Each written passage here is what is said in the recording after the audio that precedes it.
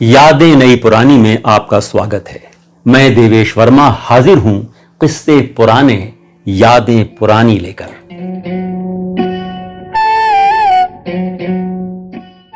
बहुत सी फिल्में बनती हैं, कामयाब भी होती हैं, मगर कुछ फिल्में सिनेमा के सफर में एक मोड़ की तरह आती हैं और एक रेफरेंस पॉइंट या संदर्भ बिंदु बन जाती हैं।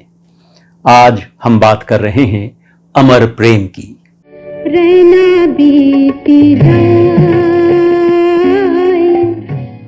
निर्माता निर्देशक शक्ति सामंत ने बांग्ला साहित्यकार विभूति भूषण बंद्योपाध्याय की एक कहानी पढ़ी तो उन्हें लगा कि इस पर फिल्म बनानी चाहिए।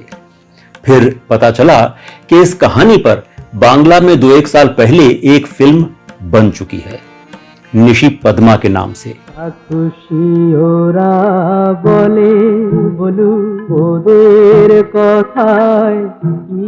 उन्होंने ये फिल्म देखी और उसके बाद इस कहानी पर हिंदी में फिल्म बनाने का उनका इरादा और मजबूत हो गया। कुछ तो लोग कहेंगे लोगों का। ये एक अलग तरह की कहानी थी जिसका आखिरी हिस्सा उन्हें बहुत ही मार्मिक और सुंदर लगा था। उन्होंने कहा कि अमर प्रेम का मतलब हमेशा ये नहीं होता कि लोग मिल ही जाएं, कभी कभी सेपरेशन या बिछड़ जाना भी प्रेम को अमर बना देता है। जिसने हमेशा दूसरों के आंसू पोंछे, उसके आंसू पोंछने वाला कोई नहीं। आने दो पुष्पा, आने दो, बड़ी मुश्किल से आए ये आंसू।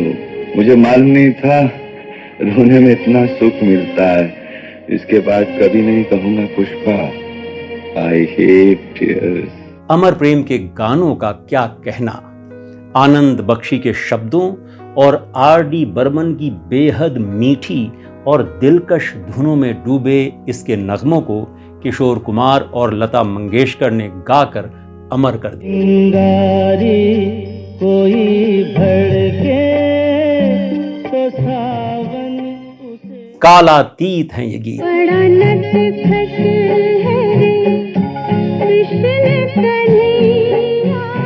वक्त से परे हैं ये नगमे।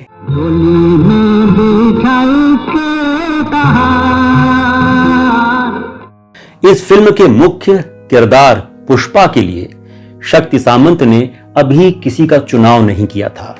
शर्मिला टैगोर, जो सैफ की पैदाइश के कारण फिल्मों से दूर हो गई थी, उन्हें खबर लगी तो वो शक्ति सामंत के दफ्तर में आकर वहीं जमकर बैठ गई।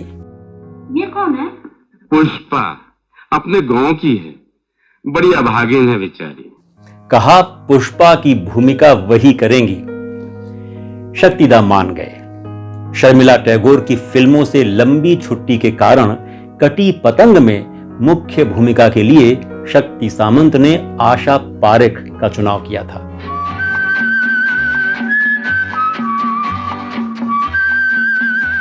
अच्छा, राजेश खन्ना उस वक्त के सबसे व्यस्त अभिनेता थे और शक्ति सामंत की पहली चॉइस भी। उन्होंने कहानी सुनी तो कहा ये रोल तो मैं पक्का करूंगा। शक्ति सामंत ने कहा लेकिन काका, आपके पास डेट्स कहां हैं? काका ने कहा कोई न कोई तरीका निकाल लेंगे।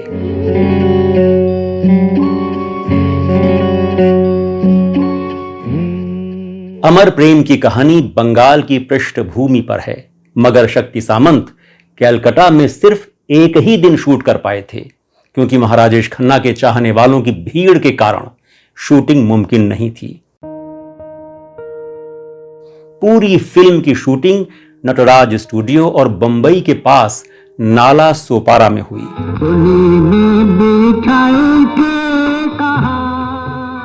उस जमाने में नाला सोपारा इतना हरा भरा और भांत भांत के पेड़ पौधों से भरा हुआ था कि बंगाल का ही कोई हिस्सा जान पड़ता था। भूल जाओ पुष्पा, दुनिया में एक दूसरे के काम तो आना ही पड़ता है। मैंने तुम्हारी मदद की है और तुम। क्या मतलब? शक्ति सामंत ने नाला सोपारा और नटराज स्टूडियो को ही बंगाल का एक गांव और कैलकाटा शहर बना दिया था।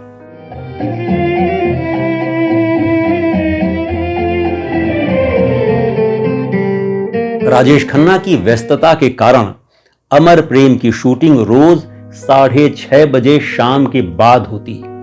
फिर भी कुल 6 महीने में ही इसकी शूटिंग मुकम्मल कर ली गई।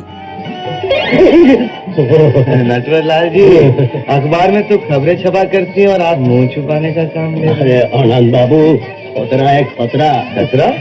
एक पठान हमारी तलाश में है। इस कहानी पर बनी मूल बंगाली फिल्म निशी पद्मा में उत्तम कुमार थे। कहते हैं राजेश खन्ना उनसे मिलने कलकत्ता उनके घर भी गए, जो मोइरा स्ट्रीट में था।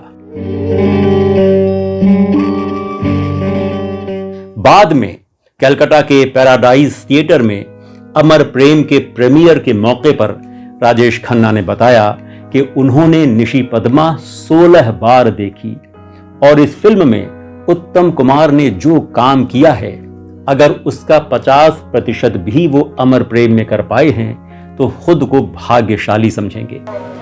ये लो, फिर तुम्हारी आंखों में पानी।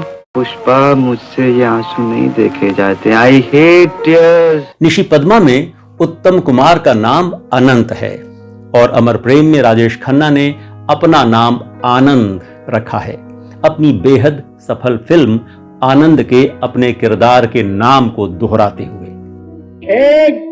आनंद बाबू, तुम ही सड़क पे दरजा बंद। आप कौन से क्यू में खड़े हैं नटवरलाल? अरे हमें क्यों नहीं मानता। हमारा तो प्रिंसिपल है कि एक दरजा बंद तो साला दूसरे दरजे में घुस जाओ। अमर प्रेम का वो सीन जिसमें पुष्पा से आनंद पहली बार मिलता है और उसका गाना रहना बीती जाए शाम ना आए सुनता है, उसी क्षण पुष्पा से उसके गहरे लगाव और प्रेम की शुरुआत हो जाती है।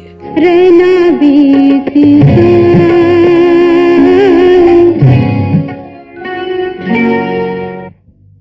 अरे आनंद बाबू,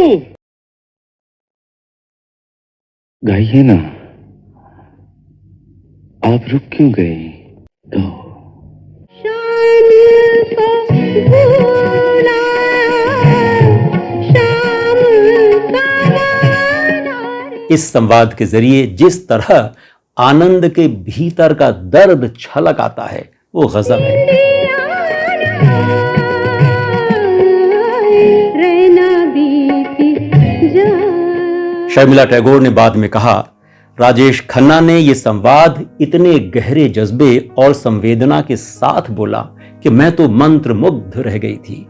फिर फिल्म के आखिरी सीन में जब हम एक दूसरे से विदा ले रहे हैं और जिसमें राजेश खन्ना पुष्पा कहते हैं, उस सीन में उन्होंने आंखों में आंसुओं और होठों पर मुस्कान की जैसी आमेजिश या मिश्रण किया है, मुझे नहीं लगता उस वक्त कोई और कर पाता।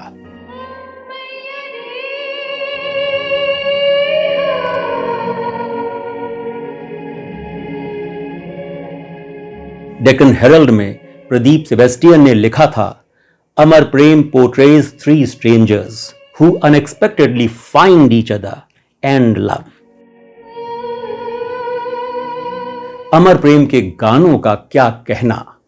आनंद बख्शी के शब्दों और R.D. बर्मन की बेहद मीठी और दिलकश धुनों में डूबे इसके नगमों को किशोर कुमार और लता मंगेशकर ने गाकर अमर कर दिया। पतझर जो बाग उजाड़े, वो बाग कालातीत हैं ये गीत। कुछ तो लोग कहेंगे, लोगों का काम है कहना। वक्त से परे हैं ये नगमे।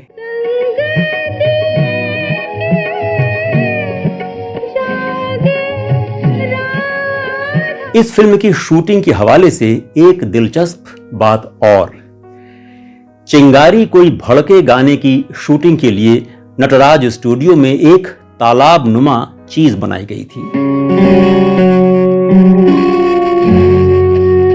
जिसका पानी एकदम निश्चल और स्थिर, फिर धीरे धीरे उससे थोड़ी बदबू सी आने लगी थी, जिसके कारण शर्मिला टैगोर अपने मुंह में च्युइंगम रखती थीं ताकि उन्हें उबकाई ना आए। सावन जो अगन लगाए, उसे कौन अपने संवेदनशील संवादों के लिए भी जानी जाती थी अमर प्रेम।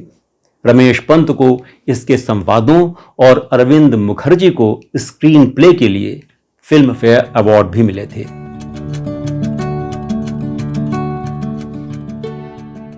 दोस्तों, अगर आपने हमारे चैनल यादें नई पुरानी को सब्सक्राइब नहीं किया है तो प्लीज कीजिए और हमारे वीडियोस को लाइक कीजिए।